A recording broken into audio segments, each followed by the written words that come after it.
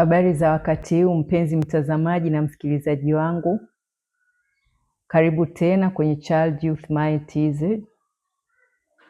Ambatana nami mwenyeji wako Dr. Gema Peter Simbeye, daktari bingwa afya na magonjwa ya akili, na nimebobea kwa watoto na vijana. Nimefurahi tunakutana tena kwa mada mpya, na tangu juma lililopita tunaangazia haki ya mtoto ambayo inatoka kwenye sheria ya mtoto namba 21 ya mwaka 2009. Tuliangalia haki ya mtoto ya jina, utaifa, kuwafahamu wazazi wake wa kumzaa na familia tandaa. Na leo tunaangazia haki ya kukua.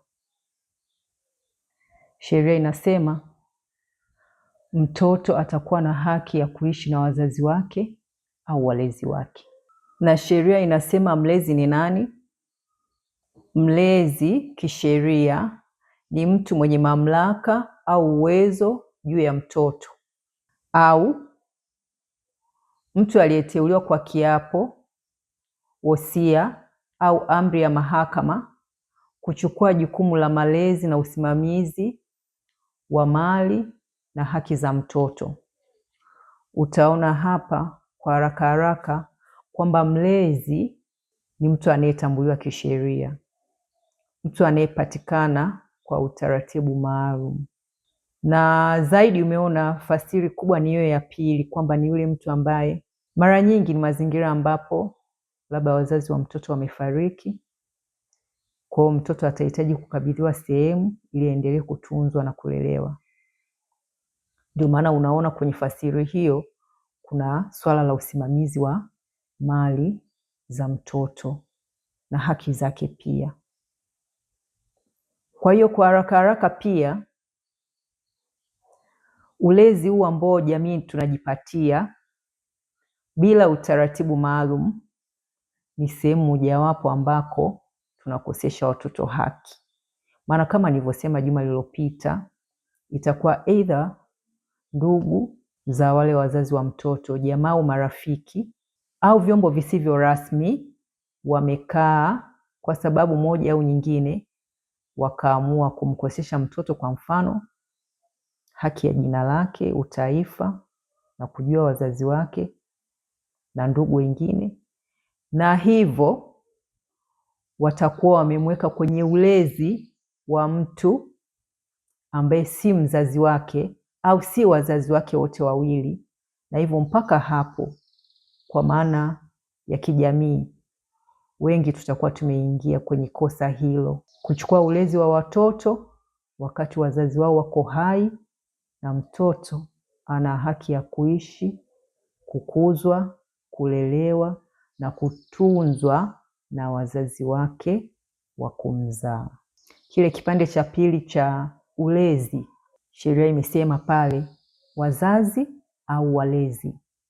Nitaomba nisikazie huko kwanza, kwa sababu mazingira ya mtoto kuweka kwenye mikono ya walezi yako wazi kabisa. Ni sababu zile kubwa, kwa mfano kama mzazi mmojawapo au wote labda ni mhalifu, kama mzazi mmoja au wote wawili ni wana changamoto za ulevi. Sehemu ya tatu tumesema kama mzazi au wazazi wamefariki, lakini na sababu zingine, labda kama mzazi au wazazi wana changamoto kubwa za afya ya akili, mara nyingi mtoto huwa anahitaji kuondolewa kwenye mazingira hayo na kuwekwa kwenye mazingira ambayo ni salama zaidi kwa ukuaji wake. Sheria inaenda mbele na kusema mtu hatazuia haki ya mtoto ya kuishi na wazazi wake, walezi au familia tandaa, maanake ndio wale kina bibi, babu, mjomba, shangazi na kadhalika,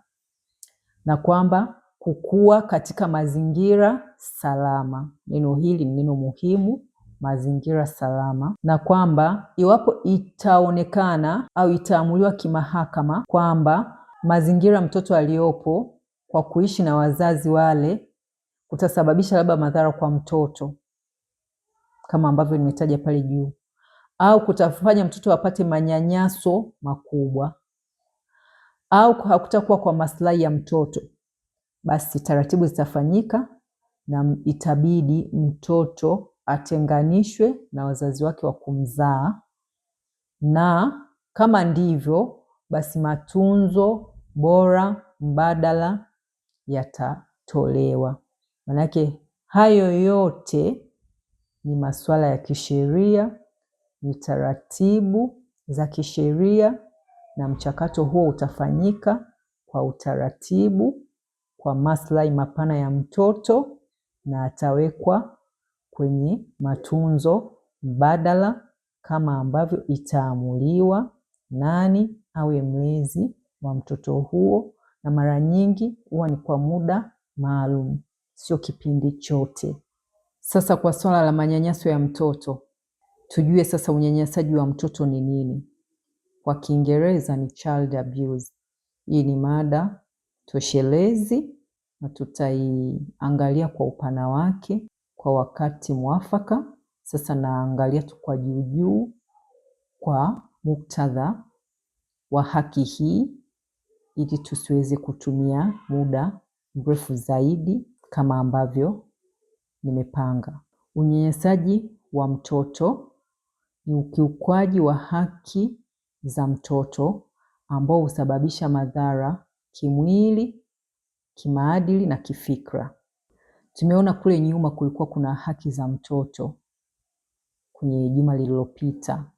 Haki za chakula, za malazi, za elimu, za mavazi, za huduma ya afya na kadhalika, kupendwa, kujaliwa.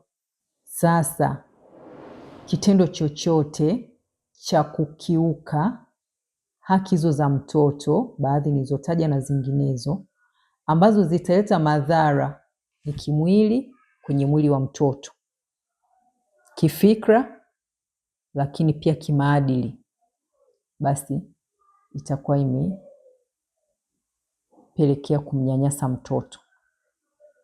Hasa mpaka hapo tu utaona kama baba alimkana mtoto, mama akawa hana uwezo, akashindwa kumhudumia mtoto mahitaji yake, mpaka hapo mtoto amenyanyaswa.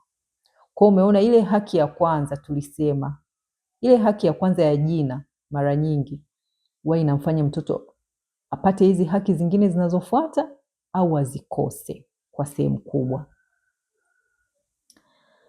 Kama mama hakumwandikisha mtoto jina la babake mzazi kwa sababu kadhaa, na hivyo akashindwa mtoto kwa mfano kupata huduma za afya, manake atapata madhara kimwili. Manake yawezekana akawa na ugonjwa fulani ambao ukamletea madhara makubwa, au akawa na ugonjwa fulani ambao mara nyingine hata ukampelekea kifo. Kwa nini?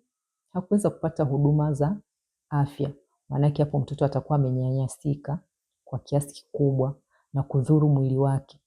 Lakini hiyo inaenda hata kiakili, hata kifikra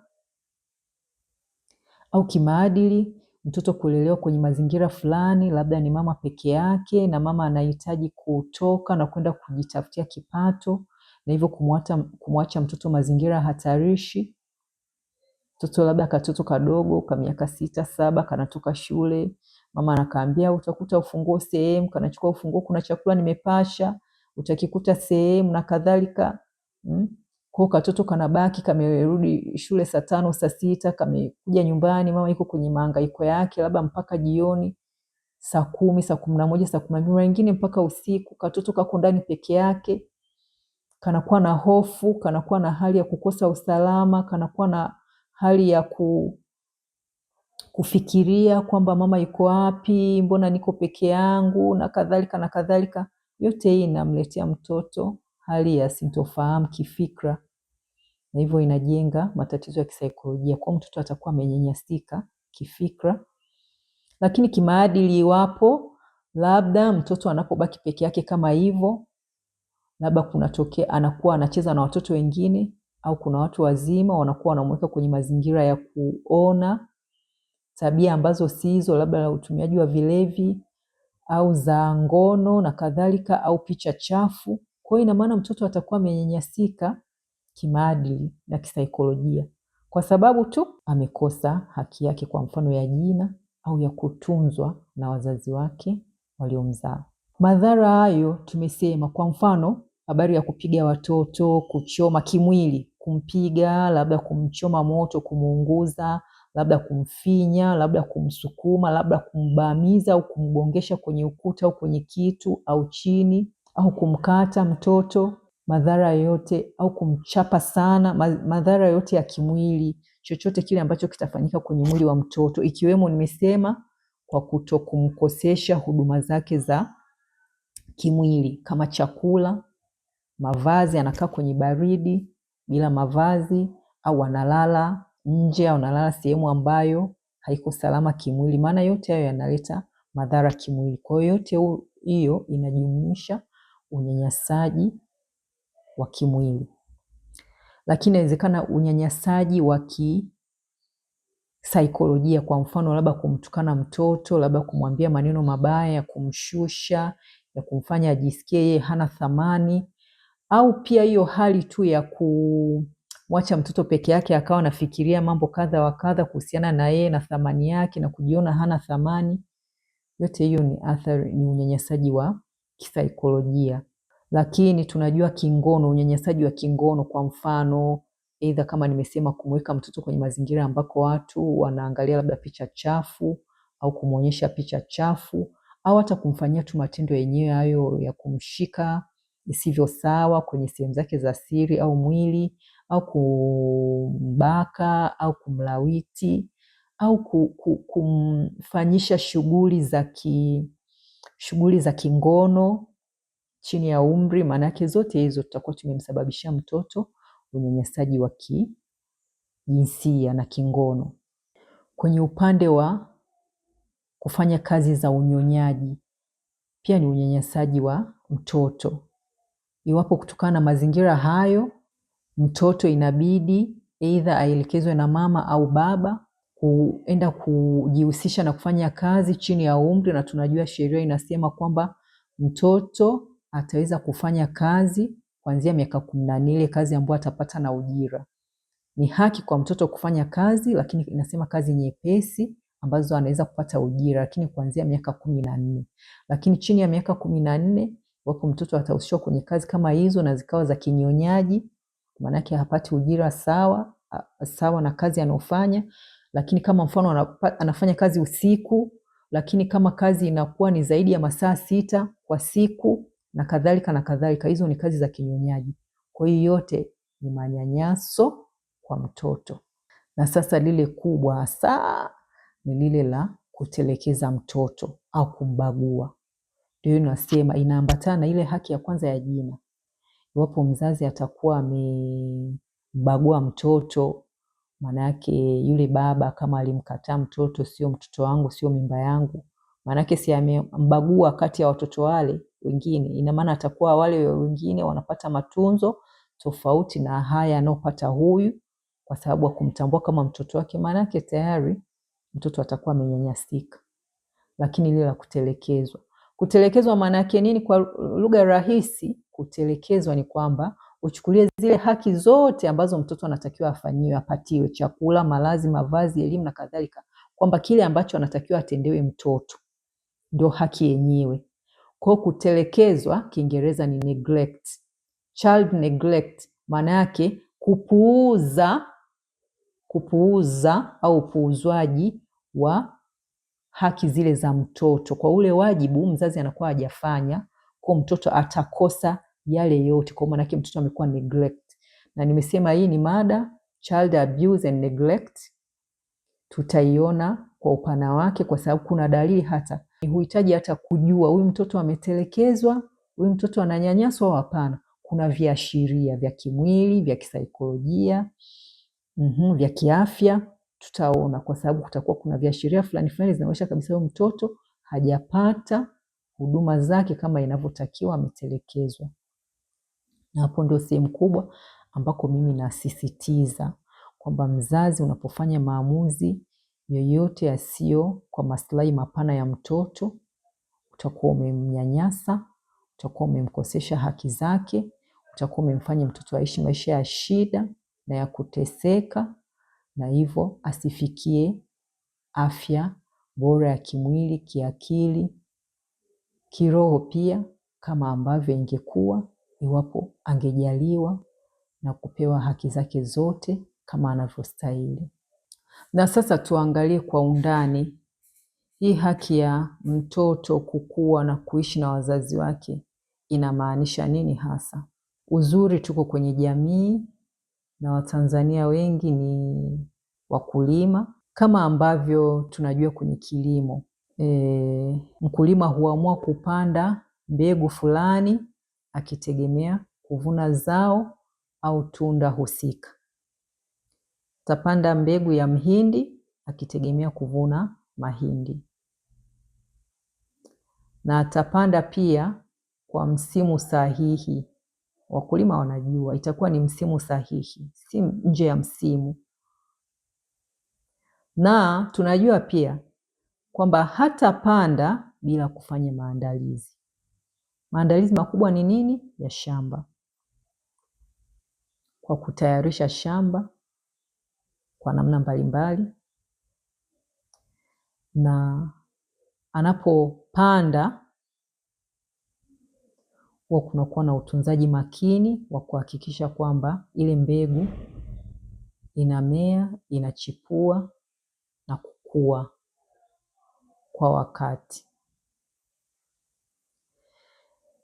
Zao lile litaendelea kuhudumiwa hatua kwa hatua jinsi linavyoendelea kukua kwa mahitaji mbalimbali ya hatua husika.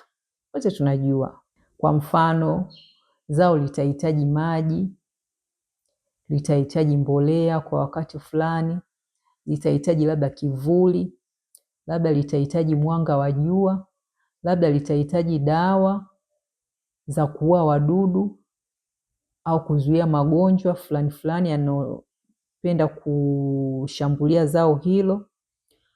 Pia zao litahitaji kupaliliwa kwa wakati fulani ili kutoa magugu, na bahati mbaya sasa tunajua yale magugu huwa hayaombi ruhusa. Kwamba naomba ruhusa nije, umepanda mahindi yako yamestawi vizuri, magugu yanasema yanakuja na kugongea, naomba ruhusa ni kae na mimi hapo. Hapana, yanaota tu bila ruhusa.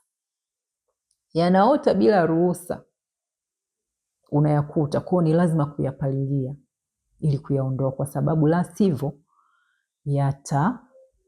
yatazonga ule mmea na hautapata mazao unayotarajia.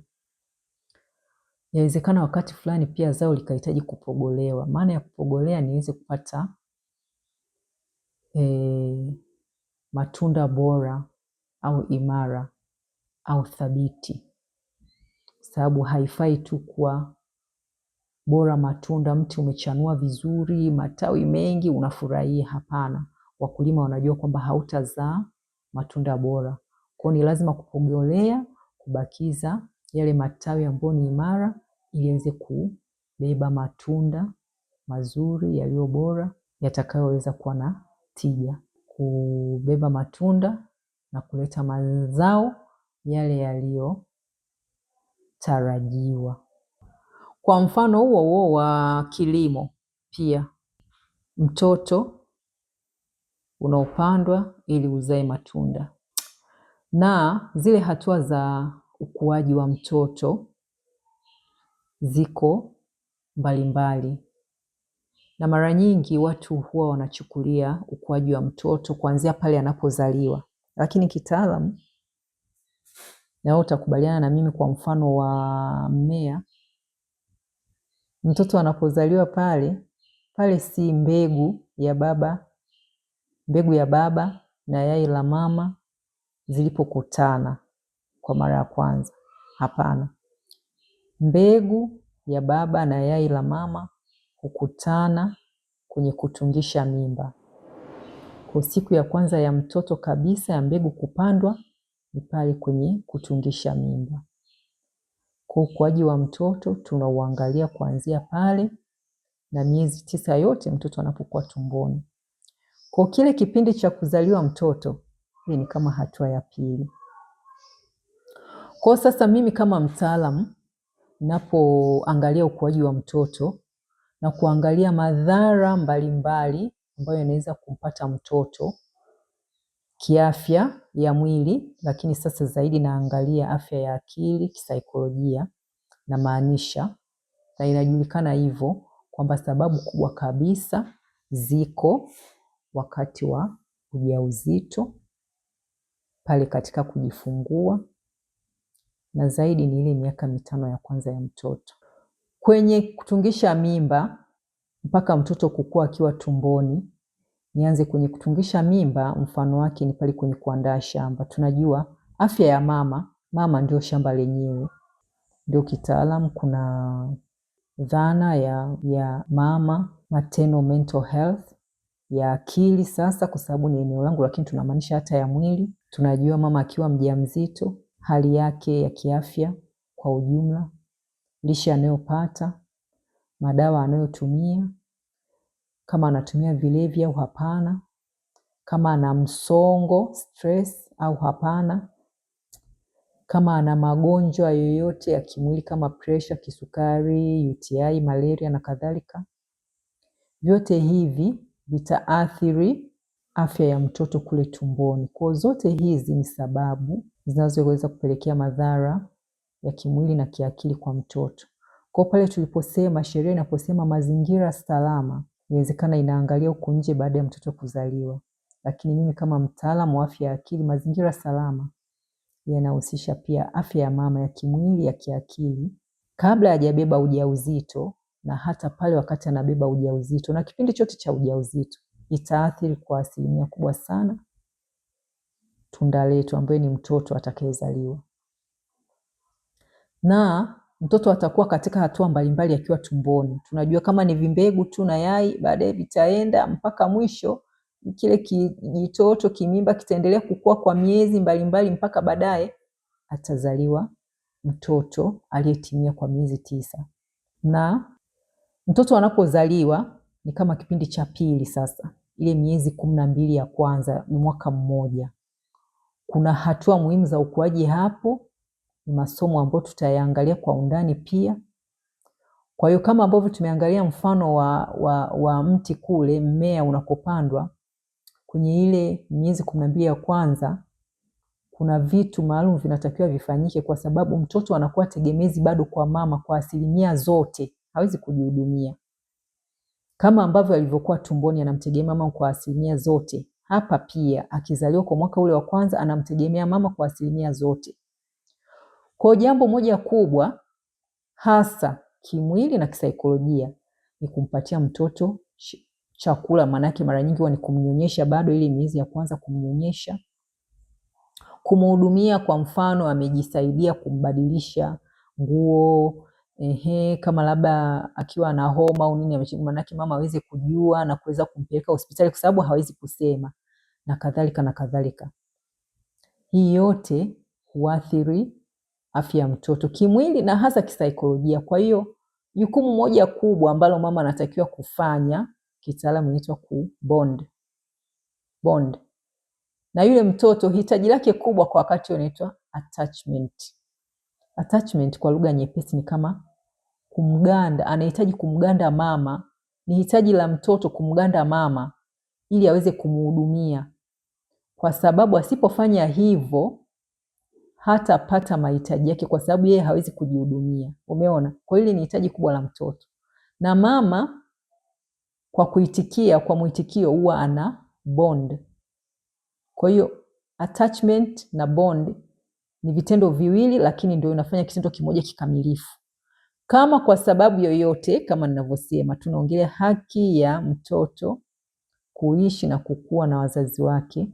Aidha labda mama alifariki, aidha katoto ndio wako kamechukuliwa kameenda kuishi kwa mtu mwingine, manake huo mchakato hautatokea, na hivyo hiyo itakuwa ni eneo moja kubwa sana la matatizo ya mtoto au mtu mzima huko baadaye, kwa sababu hilo ni hitaji moja kubwa, ni jiwe moja kubwa la msingi kisaikolojia. Kwa hiyo umeona mmea katika hatua hiyo, hasa mwaka wa kwanza, ni attachment na bond. Kama hajaishi na mama yake na baba yake, zaidi mama, maana yake hiyo haitatokea. Kwa tayari tunamkosesha mtoto haki ya kuwa kiumbe chenye afya tunamtengenezea mtoto matatizo ya kisaikolojia makubwa, na kwa kweli matatizo mengi ya kisaikolojia huku duniani yanatoka hapo. Hilo ni jiwe kubwa sana katika ujenzi wa nyumba ya mtoto. Miaka inayofuata, mwaka unaofuata, kwa niseme tu kwa haraka haraka, ule ukuaji wa mtoto ni kama ujenzi wa nyumba.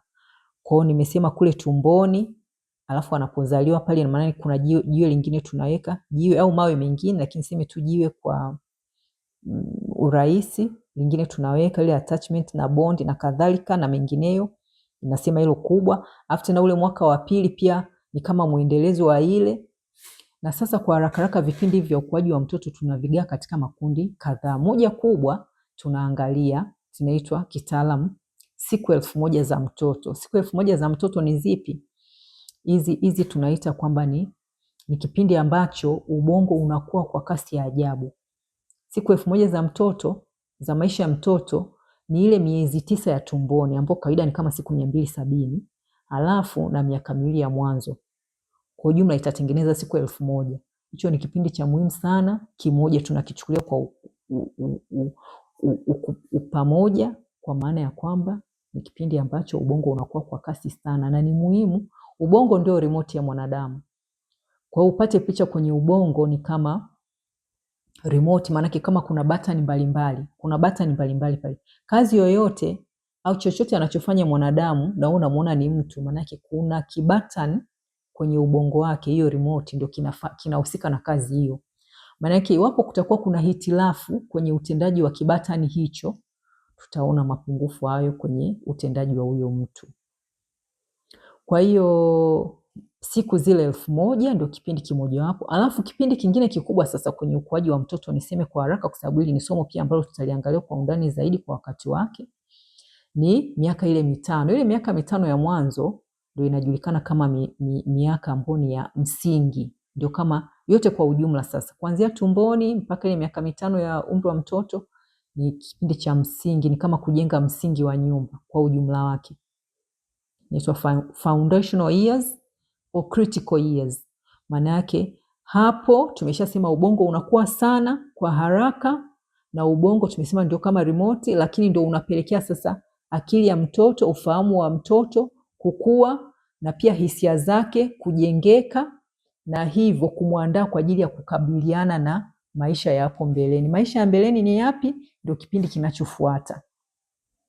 Kipindi kinachofuata kuanzia hiyo, ndani ya miaka hiyo 8, 10 mpaka 12, kitaalam inategemea, tunaita formative years. Formative years maana yake ndio kipindi ambacho mtoto anahitaji kukabiliana, tumesema, na hizo changamoto mbalimbali za kwenye maisha. Ambapo kubwa ni ipi? Changamoto au jukumu kubwa la mtoto katika kipindi hicho baada ya miaka 5 pale, maana yake nini? Ni kujifunza au kusoma. Kwa mtoto atahitaji ubongo wake, akili yake iwe imejengeka vizuri, hisia zake ziwe zimejengeka pia, ili aweze kuhusiana na wenzake, mfano shuleni au hata nyumbani, aweze kujifunza, aweze kupita kwenye maisha sasa kama mtu ambaye anaweza kuanza kujitegemea bila kutegemea msaada wa mama au mzazi moja kwa moja, kwa sababu sasa anaanza kujifunza mwenyewe. Na hapo kuna majukumu mbalimbali ambayo yanatokea kwenye utunzaji, sitaenda sana ndani, lakini kipindi kinachofuatia sasa, miaka hiyo 10, 12 mpaka 18, na kisheria sasa mtoto ni nani? Mtoto ni mtu yote mwenye umri chini ya miaka 18. Lakini kitaalam, hata utakaponisikia mimi kwa wakati wote nikiongea kwa mfano bila kutoa tafsiri ya ziada, nikisema mtoto maana yake nitamaanisha mtu wa miaka chini ya miaka 24 mpaka miaka 24, ndio namaanisha mtoto mpaka miaka 24, na hiyo ina maana kitaalam. Maana yake ni nini? Kwa kama ambavyo tumesema mmea utapogolewa kwa wakati fulani uweze kuzaa matunda bora, kwa hiyo miaka 10, 12 mpaka 18 pale ndio kipindi cha kupogolea. Ndio ubongo ni kama unapogolewa. Utakapopogolewa ndio tutapata tunda lile tunalotaka. Kwa hiyo tunajua watoto wana vipaji mbalimbali, vipawa mbalimbali. Mwingine mcheza mpira, mwingine anajua sana hesabu, mwingine mwimbaji, mwingine ana msusi mzuri, mwingine vile vipaji mbalimbali kwa upana wake. Basi ndio hicho, kama hiyo hatua imeenda vizuri na mtoto akaa kwenye mazingira salama, akapata makuzi, malezi, mafunzo na matunzo husika, basi ndio tutapata tunda bora. Tutaona mtoto atatoka na atakuwa ni nani. Hapo mpaka miaka hiyo 18 tutaona mtoto kile kipaji chake, kwa sababu ndio hilo linatokea hapo. Lakini wapo hatakuwa kwenye mazingira ambayo ni salama, kutakuwa kuna migogoro kama ile tumesema, mgogoro wa kiutambulisho na changamoto zingine zozote, mtoto amenyanyasika, labda mtoto hajapata mahitaji yake kama inavyofaa, hajapewa elimu. Kwa mfano elimu sasa ni kitu kimoja ambacho kinasaidia mtoto kuweza kugundua huo uwezo wake. Elimu inasaidia, tuseme ndio mchakato wa kupogoa huo mmea. Mchakato wa kupogoa mmea ndio hapo kwenye kumuelimisha mtoto, kumpeleka shule na kujifunza vitu mbalimbali. Either ni shule ya kawaida au ni kwenye ufundi, ndio inasaidia hivyo. Kwa hiyo ni hatua muhimu sana. Sasa niongelee ile mpaka miaka 24. Kawaida inajulikana hivi, uko mtaani tunajua kwamba ubongo unakuwa, hatua ya mwisho ya ukuaji wa ubongo ni kwenye miaka 18. Ndio maana tunasema ni mtu mzima. Hapana, kitaalam si hivyo. Kitaalam inajulikana kwamba ubongo unakuwa kufikia kiwango chake cha juu kabisa mpaka miaka 20 ya mwanzoni, 21 hapo 22, lakini zaidi ni mpaka hapo kwenye miaka 24 ndio ubongo unakuwa umefikia kiwango chake cha juu kabisa cha ukuaji. Kwa baada ya hapo ndio tutasema sasa huyu ni mtu mzima. Kwa sasa umeona kuanzia miaka 18 pia mpaka hapo 24 bado ni kipindi kingine pia cha muhimu cha ukuaji wa mtoto. Mimi nimesema namuita bado mtoto. Kwa sababu gani?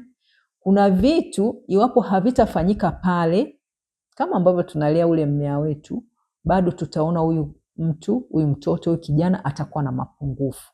Na kuanzia ule umri wa miaka kama 10 hivi mpaka 18, 19 tunaita ni umri wa kijana balehe au adolescence. Lakini hiyo miaka kuanzia 18 hapo mpaka 24 ina maneno tofauti ya Kiingereza, lakini sisi Kiswahili bado tunasema kijana, na neno hilo kijana limekuwa na tafsiri tofauti tofauti. Kwa mfano watu wanafikiria hata miaka 35, miaka 40 kijana, lakini kitaalam neno hilo kijana linatumika kwa makusudi maalum kabisa, na kama ambavyo nimeeleza hapo. Kwa vipindi vyote hivi vya ukuaji wa mtoto ni muhimu, na kila hatua mzazi mlezi atawajibika kufanya jambo fulani, kuweka mazingira fulani, kutoa huduma fulani ili mtoto akue na kuwa kile ambacho tunatarajia au tunategemea kiwe. Awe mtu mzima mwenye afya njema ya mwili, ya akili, na aweze kuwa mtu anaweza kuleta mchango kwenye jamii, kwenye taifa, lakini pia kiulimwengu. Mbali na hapo ndio tutaona kwamba kutakuwa kuna changamoto mbalimbali, zikiwemo za mgogoro wa kiutambulisho, zikiwemo changamoto mbalimbali za magonjwa ya mwili, ikiwemo magonjwa ya kiakili na changamoto mbalimbali za kisaikolojia kwa ukubwa au kwa udogo. Na sasa nitoe mfano wa ukiukwaji wa haki hiyo ya kukua na kuishi kwa wazazi, ili liwe fundisho ambalo litakuwa ni rahisi kueleweka, ili tuweze kuchukua hatua sahihi kutokana na mfano huu au mifano mingine yote ambayo tunaijua ipo kwenye jamii, au mara nyingine hata sisi wenyewe tumefanya makosa hayo ya kuwanyima watoto haki hiyo ya kuishi na wazazi wao wa kuwazaa. Kwa hiyo nikawa kwenye mazingira fulani ya usafiri wa umma, na nimekaa karibu na huyo dada aliyekuwa akisimulia, na alikuwa akimsimulia mwenzake na usiniulize kwamba wewe ulikuwa unasikiliza nini mazungumzo ya watu. Kwa nini hukujali mambo yako ukawa unasikiliza mazungumzo ya watu? Kwa nikutoe tu wasiwasi kwamba ni watu wale, unajua kuna watu wale wanaongea sana, alafu wanaongea kwa sauti kubwa. Alafu hawana haya. Kwa alikuwa ni kama huyo, maana kulikuwa kuna ukimya fulani, kwa hiyo naamini mimi nimekaa mbele karibu naye, lakini naamini hata waliokuwa wamekaa huko nyuma walikuwa wakisikia. Walikuwa akieleza.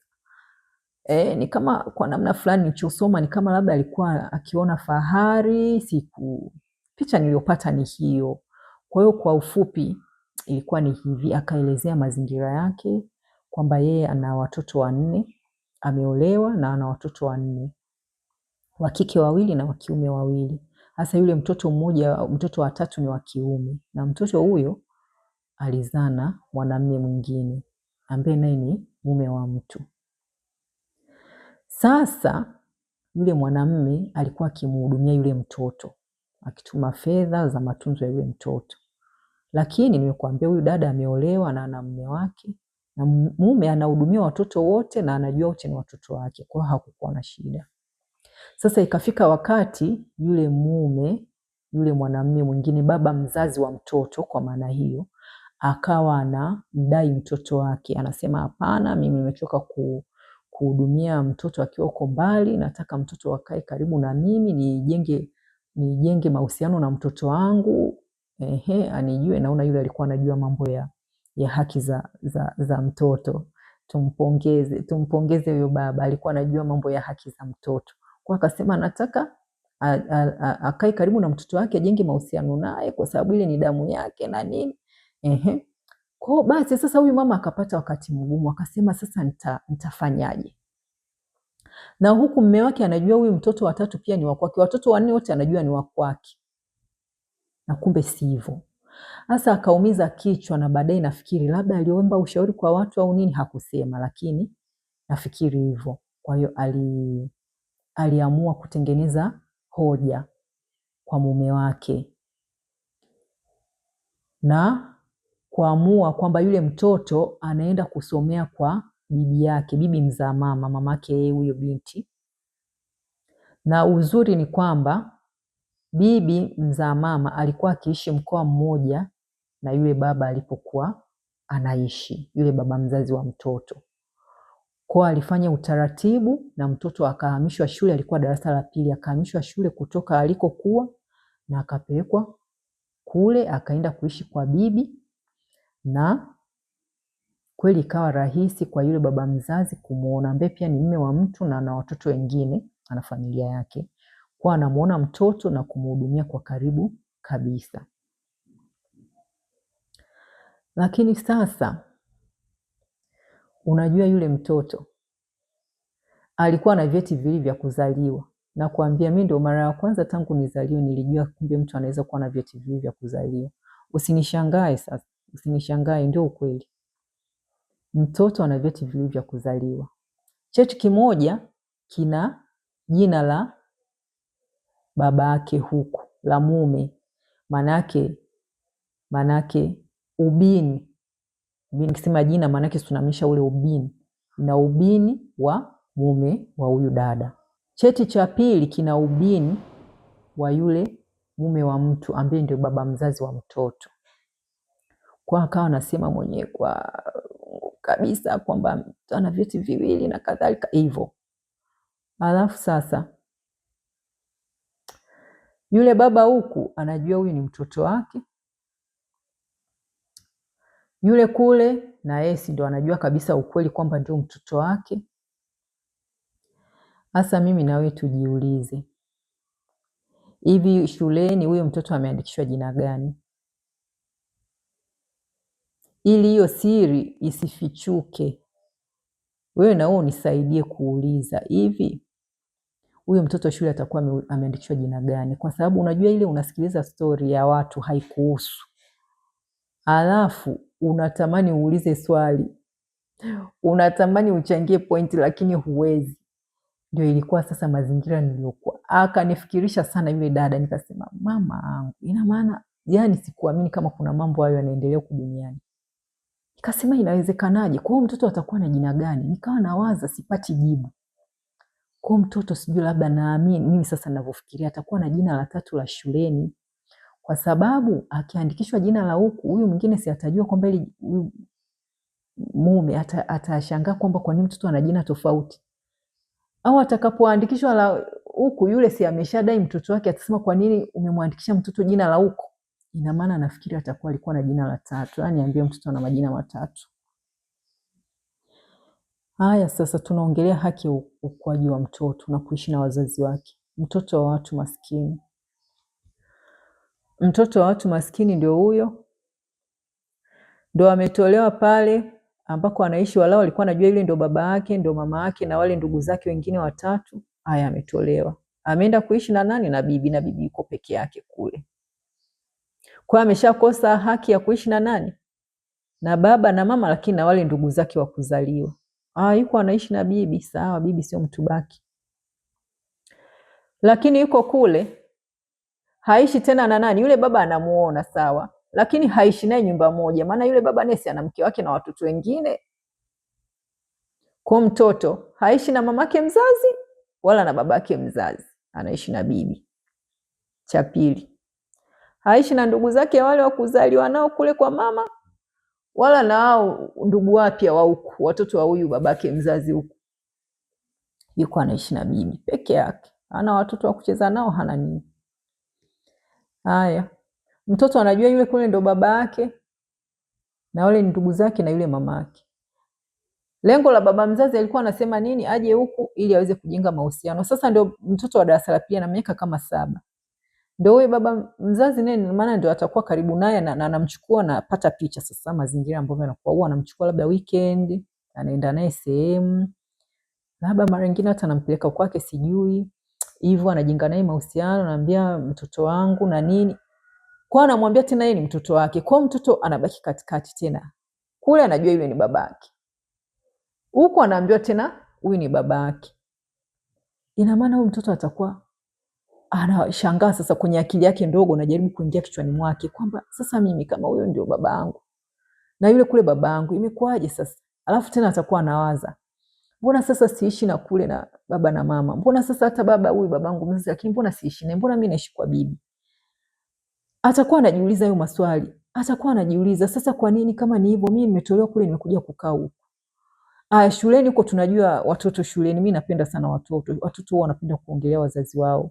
Kwa unapata picha huko shuleni watoto wenzake wanasimulia, mimi babangu hivi, mimi mamangu hivi, mimi sijui kakangu.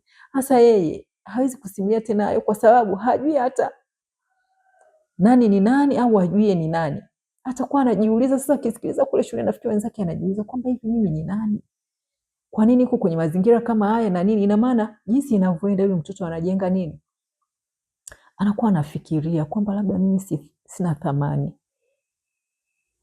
Labda mimi nina changamoto, kwa nini nimekuja kuishi na bibi siishi na wenzangu? Ina maana atakuwa anajiuliza maswali magumu, mtoto ambao hayana majibu. Kwa nini? Kwa sababu kuna watu kwa sababu zao binafsi hatuwezi kuwahukumu, kama ambavyo nilisema. Mtu mpaka anafikia maamuzi hayo, ina maana amemtoa kafara mtoto. Amemtoa kafara mtoto. Akose haki. Haishi naye yeye mama mzazi, wala mtoto haishi na baba mzazi, yuko kwa bibi. Kwa sababu mara nyingi huwa ni changamoto kubwa. Inawezekana changamoto kubwa za akili au changamoto zingine. Kwa nini mtoto atolewe kafara? Kwa sababu au ni ya aibu tutakayopata, mfano au madhara yote ambayo yangempata kwa kusema kwamba unajua mtoto sio, au hakukuwa na njia yoyote ile ya kutatua jambo hilo mpaka kumweka mtoto kwenye mazingira hayo. Sasa unajua, mimi niliposikiliza nikawaza nikasema, mama, ina maana hili ni bomu wananitengenezea mimi. Mgogoro wa utambulisho, identity crisis. Yaani ni bomu kubwa linatengenezwa pale, ambalo likija kulipuka, yaani likija kulipuka lile bomu, hakuna mtu atabaki salama.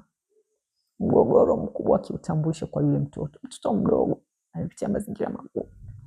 Ina maana yule mtoto amemkosesha haki zake. Inawezekana yule baba anamhudumia sawa, malazi anapata, elimu labda anapata, chakula anapata.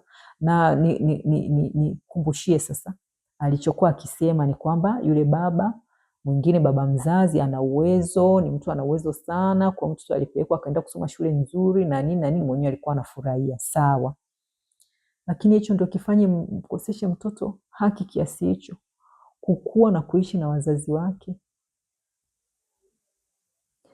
Haya, utakuwa unanisikiliza hapo, unasema tunamhukumu sasa yule mwanamke mwenzetu.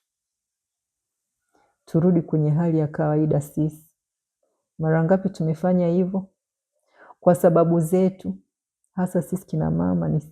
Nijiongelee kwanza, sisi kina mama, kwa sababu zetu, aidha za kutafuta maisha, aidha sijui tunaenda shule, aidha tunaenda kufanya kazi sehemu nyingine, mkoa mwingine, aidha sijui hatuna dada wa kazi.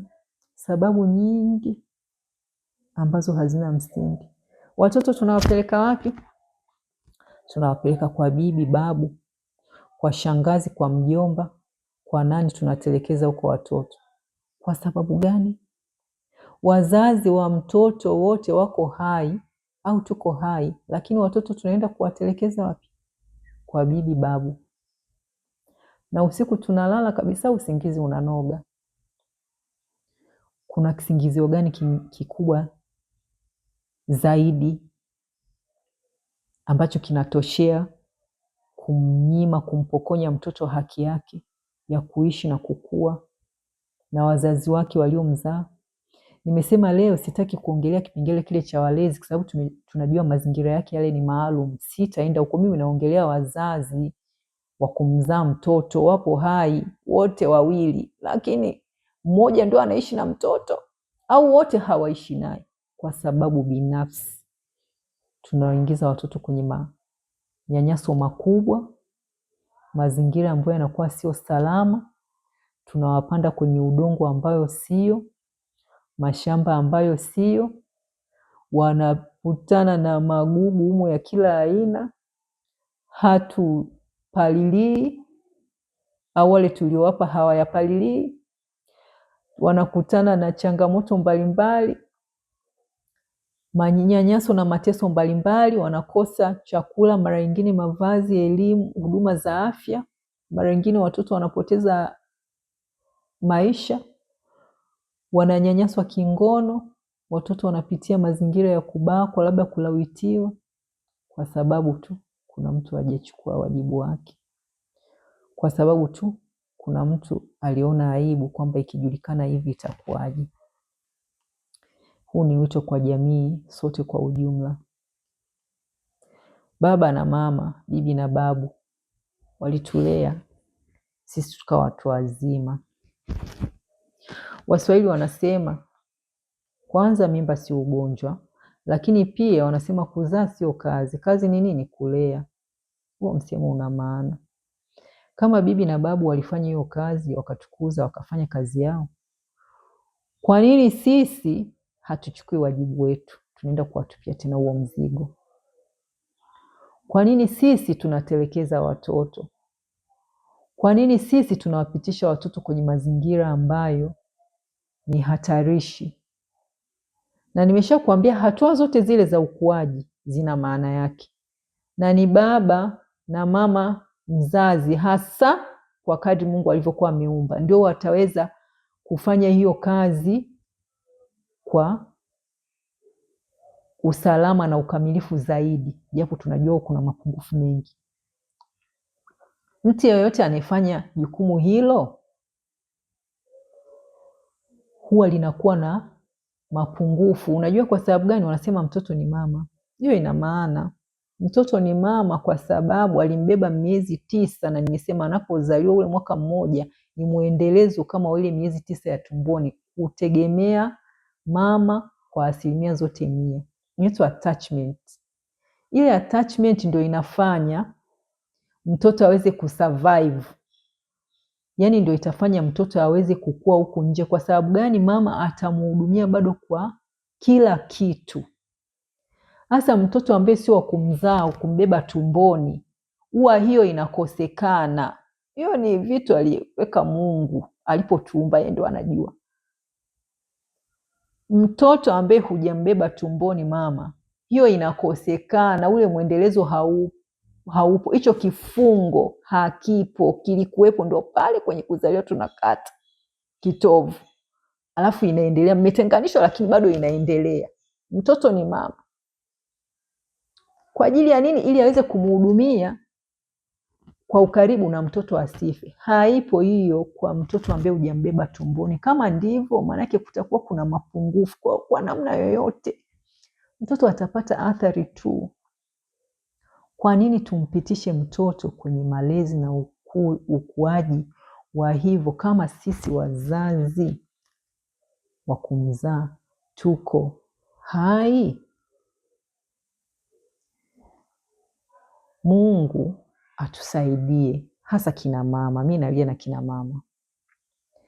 Mungu atusaidie pia kina baba.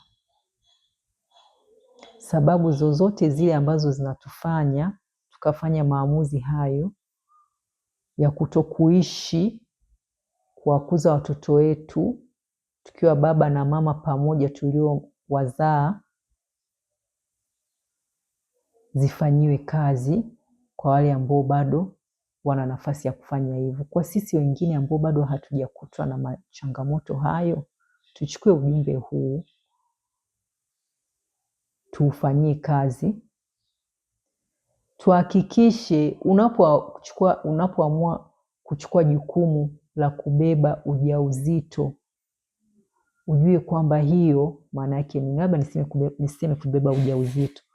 Unapoamua kuchukua jukumu la kujamiana, ujue hiyo maana yake ni nini? Kuna uwezekano wa kutungisha mimba, na ujue hiyo maana yake kubwa ni nini.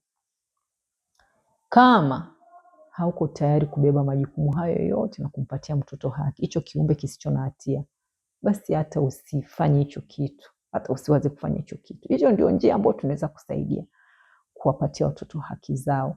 Tunaleta watoto duniani kwa sababu zetu ambazo hazikuwa na msingi. Watoto wananyanyasika, wanateseka, na sisi tupo tu. Kwa kweli hili linafaa maombi kabisa. Mungu atusaidie. Mimi nikiongea hivi naongea kwa uchungu kabisa. Mungu atusaidie, atubadilishe, kizazi chetu kibadilike.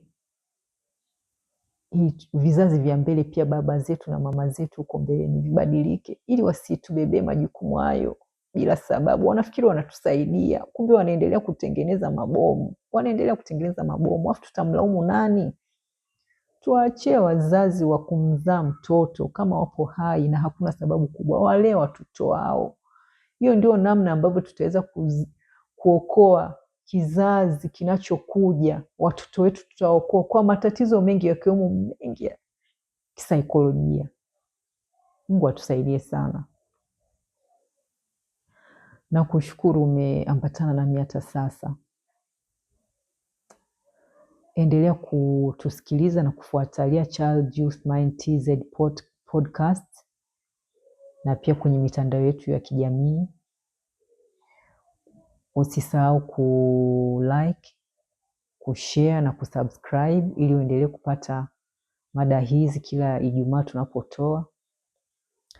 Na tukijaliwa, mpaka juma lijalo, nikutakia wakati mwema, na asante tena kwa kuambatana nami hata sasa.